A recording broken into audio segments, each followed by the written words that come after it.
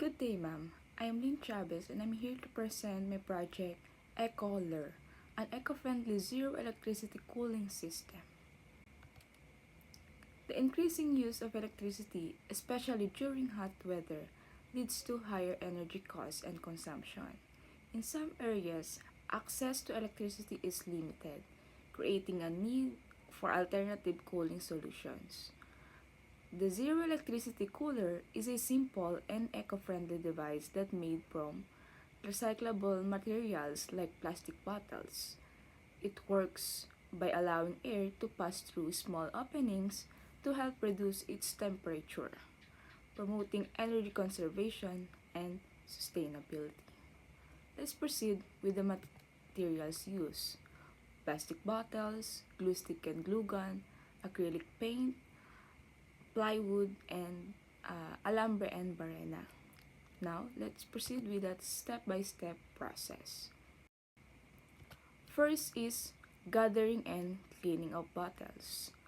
Um, most of the bottles that na ginamit ko is galing talaga sa bahay dahil nag-iipon din kami ng mga bottles. And yung iba po is sa ibang lugar ko na po hinanap. Next is the step 2. Measure the area where the hole for the bottle mouth will be made. Bali, para po hindi sila masyadong dikit-dikit, kaya kailangan muna siyang i-measure yung bawat bubutasan. Next is step 3. Cut the holes using a barena based on the measured size. Dito po sa step 3, as you can see, wala po siyang pictured kasi pinakisuyo ko lang po siyang ipabutas sa kuya ko. Next is step 4, cut the bottles in half.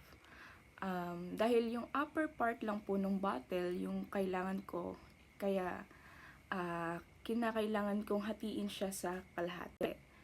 Pero the disclaimer, habang nagpipili po kami ng girlfriend ko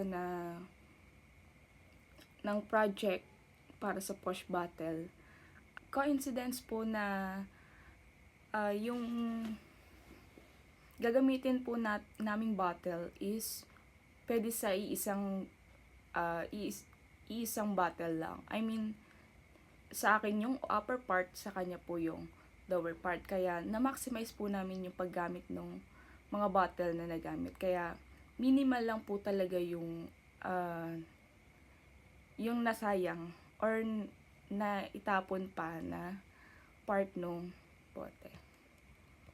Next is step 5, paint the surface of the plywood. So, para hindi po siya masyadong plain, kaya nilagyan ko po ng konting acrylic paint. Next is step 6, paint the bottles to make them more presentable. Pati mismo pong bote is nilagyan ko na rin po ng paint para magkaroon ng kulay. Next is attach the bottles to the plywood using a glue stick.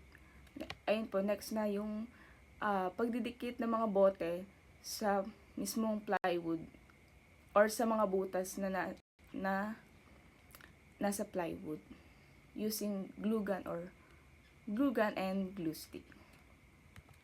So lastly, habang tinitingnan ko po yung project ko, and may nakikita ko po yung cup ng mismong bottle, nag-isip po ako ng idea na saan ko po siya pwedeng gamitin. Kaya pumasok po sa isip ko na gawin ko na lang siyang hook or na may alambre po na pwedeng sabitan ng mga susi, lace, or yung mga kahit anong small things na pwedeng isabit doon sa likod ng EcoLer. So, this is the final product or the EcoLer.